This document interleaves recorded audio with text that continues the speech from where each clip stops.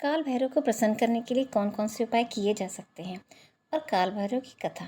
नमस्कार दोस्तों, श्री गणेशाय नमः। वास्तु मंत्र 467 यूट्यूब चैनल पर आपका स्वागत है। दोस्तों, हिंदू पंचांग के अनुसार काल भैरव जयंती हर साल मार्गशीर्ष या अग्रहण महीने के कृष्ण पक्ष की अष्टमी तिथि को मनाई जाती है।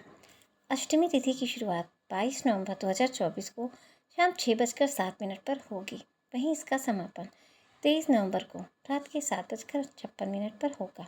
पंचांग को देखते हुए काल भैरव जयंती इस साल 22 नवंबर 2024 को मनाई जाएगी। भगवान काल भैरव की पूजा काले कपड़े पहनकर करनी चाहिए। आसन भी काले कपड़े का होना चाहिए। पूजा में अक्षत, चंदन, काले तिल, काली उड़द, काले कपड़े, धतूरे के फूल का प्रयोग करना चाहिए, जिनसे काल भी डरता है। ऐसा है भगवान शिव का काल भैरव स्वरूप। काल यानी मृत्यु, डर और अंत। भैरव भय पर विजय हासिल करने वाला। भगवान शिव के इस रूप की उपासना से मृत्यु का भय नहीं रहता और जीवन के सभी कष्ट दूर हो जाते हैं। भगवान काल भैरव का जन्म मार्गशीर्ष महीने की कृष्ण पक्ष की अष्टमी तिथि को हुआ था। मान्यता है कि इनकी पूजा से रोगों से भी निजात मिल जाता है। इन्हें नीले फूलों की माला भी अर्पित कर सकते हैं। माना जाता है कि इस दिन काल भैरव को शराब का भोग लगाने से वह प्रसन्न हो जाते हैं। व्रत रखने वाले को काल भैरव जयंती पर काले कुत्ते को अपने हाथों से बना हुआ भोजन कराना चाहिए, क्योंकि काला कुत्ता भैरव का वाहन माना जाता है। भगवान काल भैरव को तंत्र का देवता माना गया है। तंत्र शास्त्र के अनुसार किसी भी सिद्धि के लिए भैरव बाबा की पूजा अनिवार्य है।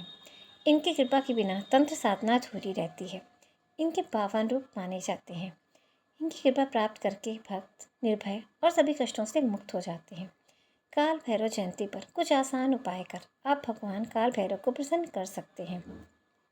आइए जानते हैं काल भैरव को प्रसन्न करने के 12 उपाय कौन से हैं। नंबर 1, काल भैरव अष्टमी को सुबह जल्दी उठकर स्नान आदि के बाद कुश के आसन पर बैठ जाएं। सामने भगवान काल भैरव की तस्वीरें स्थापित करें व पंचोपचार से विधिवत पूजा करें। इसके बाद रुद्राक्ष की माला से इस मंत्र से कम 5 बार जाप करें तथा भैरव महाराज से सुख संपत्ति के लिए प्रार्थना करें। मंत्र है ओम हम शम नम कम कम सम खम महाकाल भैरवाय नमः। नंबर 2, काल भैरव अष्टमी पर किसी ऐसे भैरव मंदिर में जाएं जहां कम ही लोग जाते हों। वहां जाकर सिंदूर व तेल से भैरव प्रतिमा को चोला चढ़ाएं।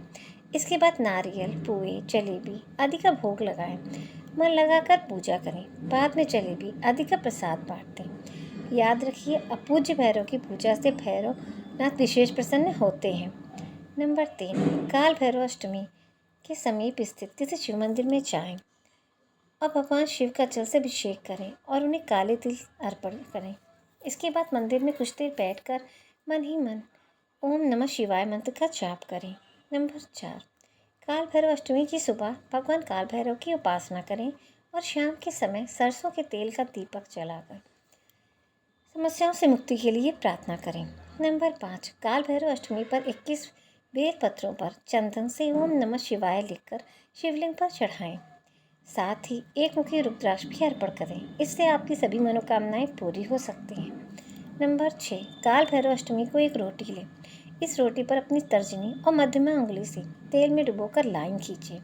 यह रोटी किसी भी 2 रंग वाले कुत्ते को खाने को दीजिए। इस क्रम को जारी रखें, लेकिन सिर्फ हफ्ते के 3 दिन, रविवार, बुधवार और गुरुवार, यही 3 दिन भैरवनाथ के माने गए हैं। नंबर 7, अगर आप कर्ज से परेशान हैं तो काल भैरव अष्टमी की सुबह जल्दी उठकर स्नान आदि करने के बाद भगवान शिव की पूजा करें। उन्हें बेलपत्र अर्पित करें। भगवान शिव के सामने आसन लगाकर रुद्राक्ष की माला लेकर इस मंत्र का जाप करें। मंत्र है ओम ऋणमुक्तेश्वराय नमः। नंबर 8, काल भैरव अष्टमी के एक दिन पहले उड़द की दाल के पकौड़े सरसों के तेल में बनाएं और रात भर उन्हें ढककर रख दें। सुबह 6 से 7 बजे के बीच बिना किसी से कुछ बोले घर से निकले और कुत्तों को खिला दें। नंबर 9, 1.25 किलो जलेबी भगवान भैरवनाथ को चढ़ाएं और बाद में गरीबों को प्रसाद के रूप में बांट दें। 5 नींबू भैरव जी को चढ़ाएं। किसी कोढ़ी भिखारी को काला कंबल दान करें। नंबर 10, काल भैरव अष्टमी पर सरसों के तेल में पापड़, पुए जैसे पकवान तलें और गरीब बस्ती में जाकर बांट दें। घर के पास स्थित किसी भैरव मंदिर में गुलाब, चंदन और गूगल की खुशबूदार 33 अगरबत्ती जलाएं। नंबर 11, 125 ग्राम काले तिल, 125 ग्राम काले उड़द, 11.25 रुपये, 1.25 मीटर काले कपड़े में पोटली बनाकर भैरवनाथ के मंदिर में काल भैरव अष्टमी पर चढ़ाएं। अब आइए जानते हैं काल भैरव की कथा। एक बार की बात है, ब्रह्मा, विष्णु और महेश इन तीनों में श्रेष्ठता की लड़ाई चली। इस बात पर बहस बढ़ गई तो सभी देवताओं को बुलाकर बैठक की गई। सबसे यही पूछा गया कि श्रेष्ठ कौन है। सभी ने अपने अपने विचार व्यक्त किए और उत्तर खोजा, लेकिन उस बात का समर्थन शिव जी और विष्णु जी ने तो किया, परंतु ब्रह्मा जी ने शिव जी को अपशब्द कह दिए। इस बात पर शिव जी को क्रोध आ गया और शिव जी ने अपना अपमान समझा। शिव जी ने उस क्रोध में अपने रूप से भैरव को जन्म दिया। इस भैरव अवतार का वाहन काला कुत्ता है। इनके एक हाथ में छड़ी है। इस अवतार को माँ कालेश्वर के नाम से भी जाना जाता है, इसलिए ही इन्हें दंडाधिपति कहा गया है। शिव जी के इस रूप को देखकर सभी देवता घबरा गए। भैरव ने क्रोध में ब्रह्मा जी के 5 मुखों में से एक मुख को काट दिया। तब से ब्रह्मा जी के पास 4 मुख हैं।